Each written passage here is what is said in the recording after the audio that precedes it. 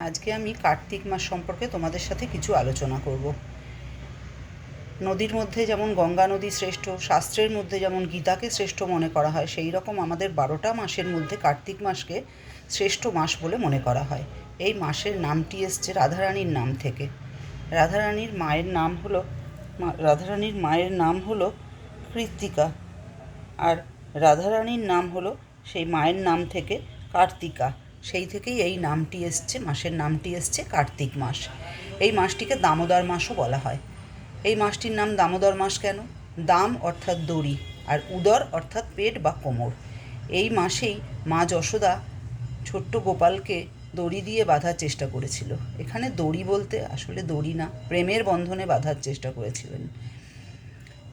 দড়ির উদাহরণ দেওয়া হয়, আর বলা গল্প আছে যে যতবারই তিনি গোপালকে দড়ি দিয়ে বাঁধার চেষ্টা করেছিলেন, ততবারই দু আঙুল দড়ি কম পড়ে যাচ্ছিল, কিন্তু তিনি তার চেষ্টা ছাড়েননি। অর্থাৎ ভক্তিপথে চেষ্টা ছাড়লে হবে না। তারপরে তার এই এত প্রচেষ্টায় গোপাল তার প্রতি কৃপা করেছিলেন এবং তার দড়িতে বাধা পড়েছিলেন, অর্থাৎ তার ভক্তি ডোরে বাধা পড়েছিলেন। সেখান থেকেই এই মাসটার নাম এসেছে দামোদর।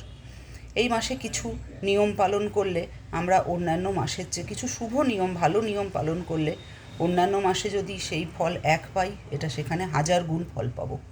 কিছু নিয়ম সম্পর্কে আমি বলবো। প্রথম যে নিয়মটা বলবো সেটা হলো দীপদান। প্রতিদিন একটা করে প্রদীপ জ্বালিয়ে দেওয়া, সে বাড়ির তুলসী তলায় বা ঠাকুরের আসনে বা প্রধান দরজার বাইরে যে কোনো জায়গায় হোক না কেন একটা করে প্রদীপ জ্বালিয়ে দেওয়া। দ্বিতীয় নিয়ম যেটা বলবো, সকালবেলায় ঘুম থেকে ওঠা এবং ঘুম থেকে উঠে স্নান করে ঠাকুরের আরতি করা। 3 নম্বর নিয়ম যেটা বলবো সেটা হলো কীর্তন করা, নাম সংকীর্তন করা, হরে কৃষ্ণ মহামন্ত্র নাম জপ করা। 4 নম্বর যেটা বলবো সেটা হলো তুলসী মাতার সেবা করা, তুলসী গাছে জল দেওয়া, তুলসী গাছকে প্রদক্ষিণ করা, তুলসী গাছে দীপ জ্বালানো ইত্যাদি করা। 4 নম্বর যেটা বলবো, 4 নম্বর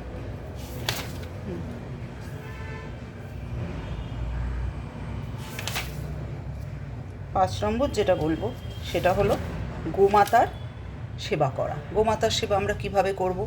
গোশালায় গিয়ে আমরা কিছু অর্থ দান করে আসব, বা কিছু গোমাতার কিছু খাবার দান করে আসব। গোমাতা খায় এরকম কোনো খাবার দান করে আসব। 6 নম্বর হলো শাস্ত্রগ্রন্থ অধ্যয়ন করা। শাস্ত্রগ্রন্থ বলতে যে প্রথমেই বলেছি গীতা পাঠ করো রোজ। একটা অধ্যায় হলেও গীতা রোজ পাঠ করো, গীতা।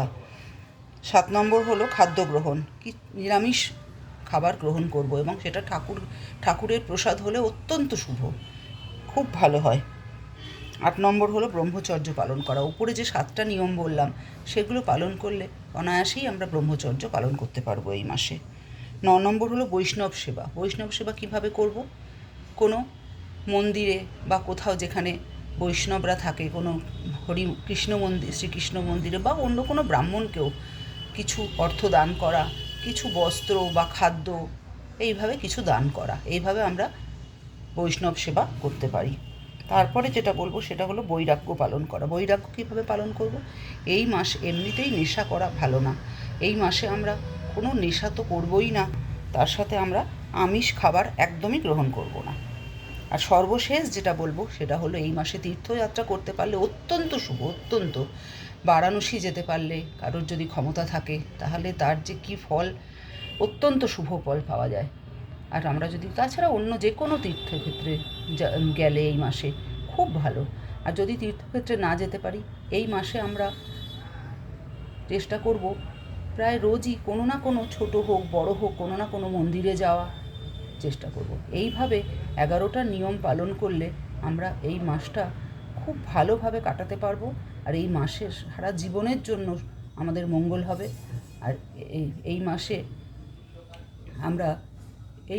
এবং আমরা সারা জীবনের জন্য আমাদের অত্যন্ত মঙ্গল হবে, আমরা খুব ভালো থাকবো। আর আগেই বলেছি, যে কোনো শুভ কর্মের ফল এই মাসে 1000 গুণ পাওয়া যায়, সেটা আমরা লাভ করব।